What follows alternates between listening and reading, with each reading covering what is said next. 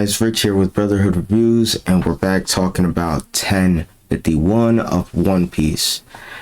Now, this is one of the reasons why I love One Piece so much. After an intense arc, one of the longest arc in One Piece itself, they still know how to get people to cry. Like Otama's flashback, oh my god. But let's just talk. Alright. But anyways, you know, we get to everything. Let's get through this. Let's start off in the beginning first.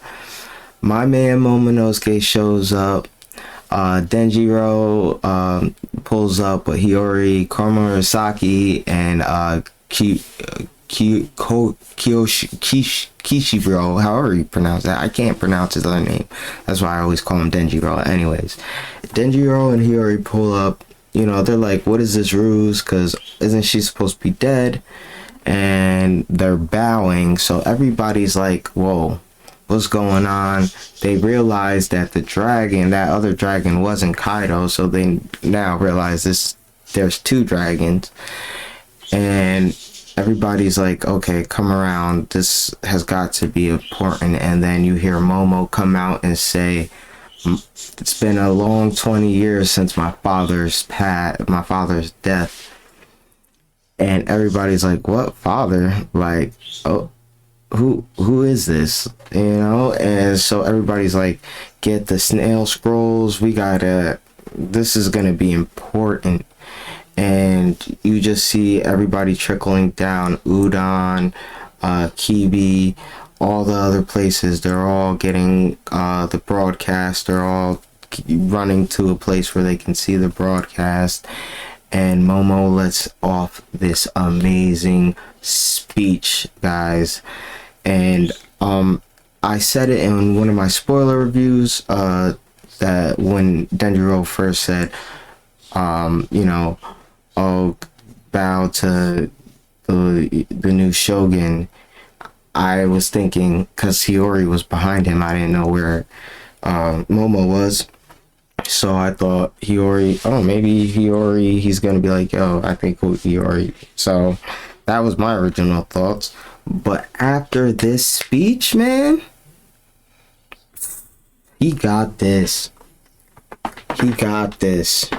That speech hit the soul for real. And if you read that, I even broke it down. Like, I had to read it separately from everything else that went on, because in the middle of the speech, Otama realized that, oh wow, that's Momonosuke. And she had the flashback of, this is what I was talking about, Otama had her flashback of when her parents died, and she met Tenguyama, and Tenguyama told her like, yo, little one, keep fighting a couple more years and our saviors will be here. And that's really what kept her going to this point, and it broke me.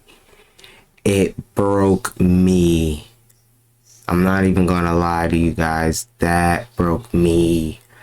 And she, you know, we cut back, she jumps in Nami's arms crying, and now we see everybody like, the speech continues. Everybody's like, well, what are you talking about? What about Orochi, Kaido? You're talking crazy. There's people like thinking that he's going nuts. And then we cut back to the Straw Hats, and the Straw Hats are talking to Yamato. This is another big point I want to talk about, because I did a video on Yamato joining the crew, and by that, the second death of Kazuki Oden. And in a sense, it happened because this was the first time she was like, you know, Frankie was about to pounce. He wanted to smoke. I'm not even gonna lie, I respect it. You're Kaido's son, this isn't over. But she was like, I'm not your enemy. In fact, I've been following you guys, and I'm trying to join the crew. Like, I'm gonna be continuing your journey on with you guys. And, you know, Brooke says yeah because he's a pervert. Sanji says yeah because he's a pervert. Nami, Usopp, and Chopper are like, huh? Like, what are you saying? And Robin has the boss's answer, and she's like, this is amusing, like, and so they're pretty much with it because she's strong. There's no reason for her not to be on the crew at this point. She wants to be there, you know what I mean? You might as well, Momonosuke got the scabbards. None of them died, so he's got all the scabbards. He doesn't need Yamato for nothing. Yamato could possibly come back, visit, but Yamato doesn't even belong there. She's not from there.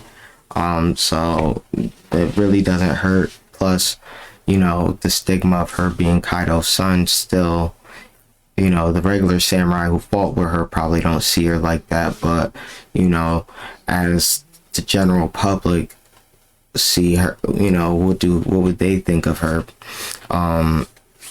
Plus, all right, now stopping from getting off track, she presents herself as, I'm known as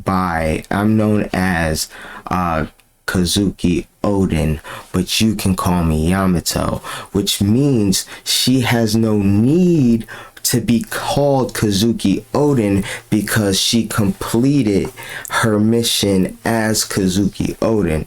She will still respectfully be it seems like the way it's worded that she will still respectively be like answer to Oden if anybody chooses to call her that, but nobody calls her that. They call her the son of Kaido or Yamato.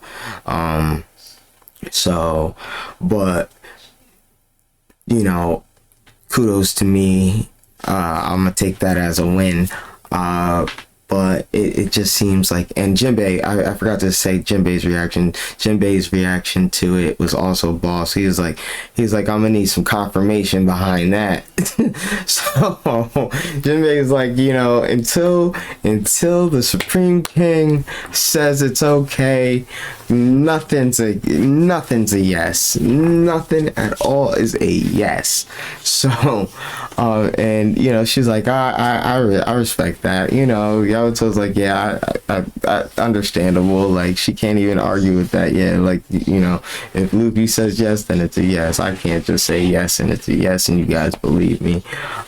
So I like that because it's like, it shows that Yamato's like, yeah, nah, I still understand how this works. I know you guys have to hear it from Luffy, but I'm just letting it be known, like, I'm not leaving this island without being with you guys. So I love that.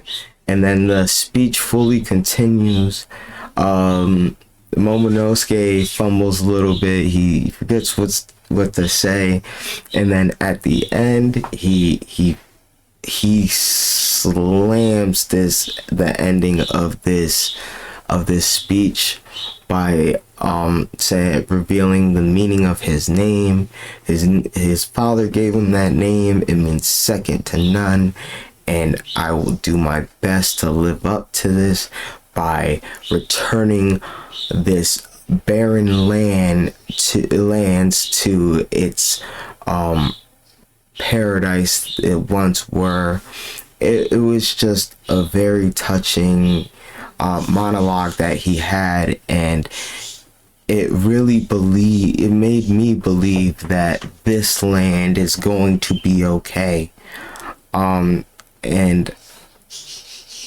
I love that. Like, even without the second narration monologue saying that, this man of eight